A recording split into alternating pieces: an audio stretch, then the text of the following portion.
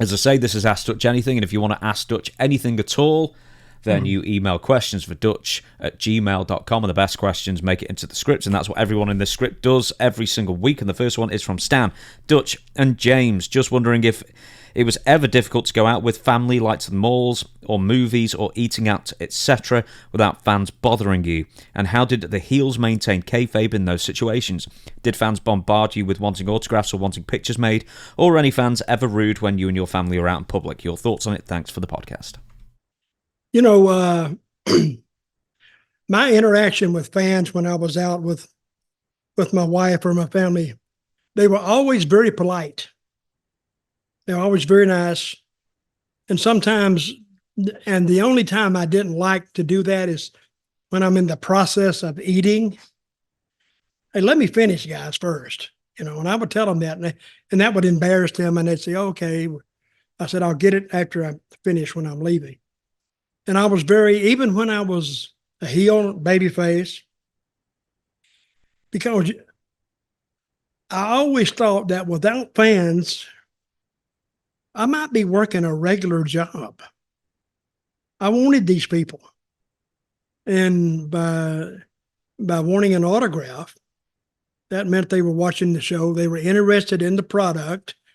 Therefore, they might buy a ticket or they might buy some merchandise. But who knows? But where they were really obnoxious was at the airports, because they're not getting it because I'll say 75% of them, they're not getting it because they're just big fans, because they're reselling it. And they will come out there with an 8x10 picture. Where they got it, I don't know. They just had it run off for 59 cents or 89 cents. And they'd get you to sign it, but then immediately it would go up for sale somewhere for like $30 or $40. But see, I got none of that money. And they were kind of pushy and aggressive. And I've cussed a few of them out. And I'm not the only wrestler that did that, because when you go into the baggage area, you can see them. Now, in some baggage areas, you couldn't get in there unless you had a ticket. So they'd have to wait outside. But as soon as you left with your bags and all, they're right there. And not just one or two of them, probably 15 or 20 of them. And they'll surround you without sticking. And then if you say, I can't sign it, I'm late. Well, good son of a bitch. And that's when the cuss fights would start.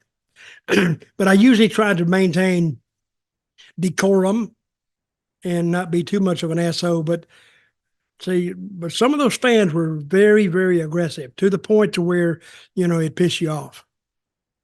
When you were a heel in wrestling, were you ever encouraged or at least discouraged from being nice to the fans? Or were you not nice to the fans when you were a heel, or did you just treat everyone like you want to be treated? I treated them respectfully. Just because I'm a heel doesn't mean I got to. See, if you say something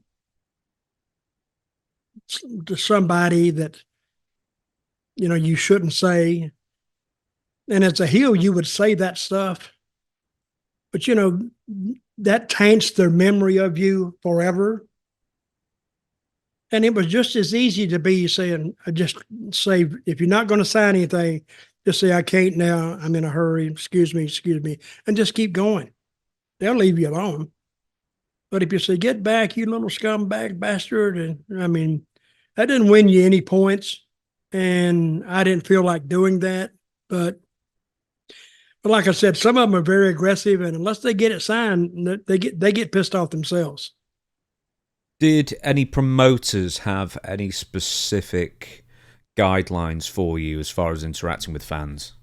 Yeah, well, some promoters years ago didn't want the heels to sign autographs, because he said, and he had a point, they will start liking you, and if they start liking you, then some other more people, and over a period of time, you'll have your own little base out there.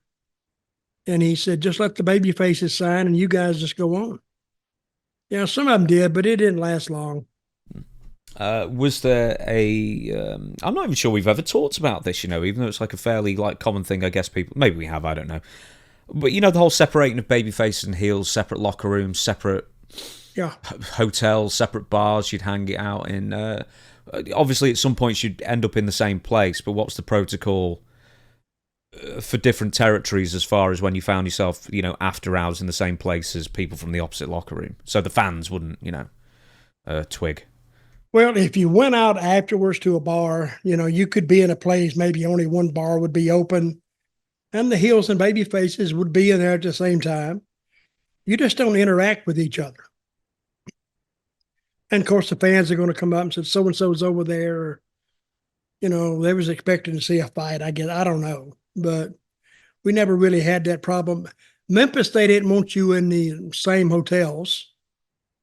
They didn't want you there because they know that you're in the same hotel and you get to drinking, you may have your opponent in your own room and you're drinking together with some other people, and they didn't like that. And in some places, it would get you fired.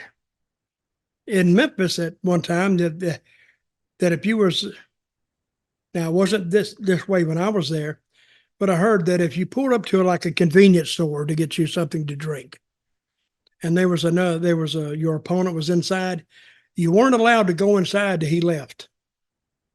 And I said, that's a little bit too stringent for me. But they did have rules like that, so they tried to keep kayfabe as much as they could.